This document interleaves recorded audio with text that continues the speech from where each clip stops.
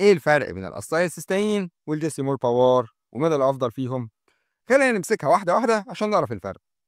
اول حاجه نوع الدواء. الاسايتوسين يعتبر مذيب بلغم مخصص للجهاز التنفسي.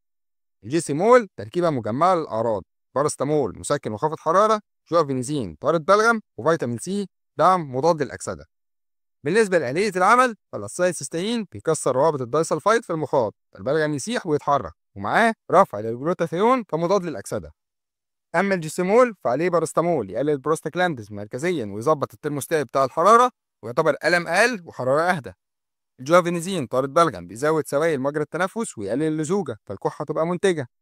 الفيتامين سي دعم مناعي ومضاد للاكسده.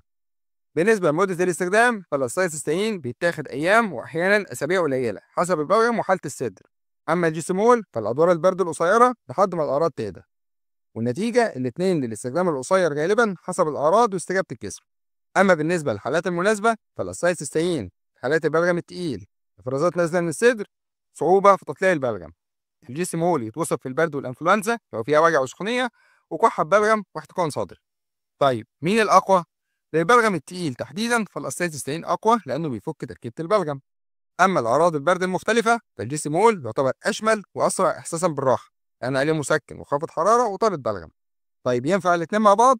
ممكن في بعض الحالات نستخدمهم مع بعض عادي بدون أي مشاكل خالص. وبكده نكون وصلنا لنهاية الحلقة عن الفرق بين الأسايتوسين فوار والجيسيمول فوار، وعرفنا إمتى نستخدم كل واحد فيهم.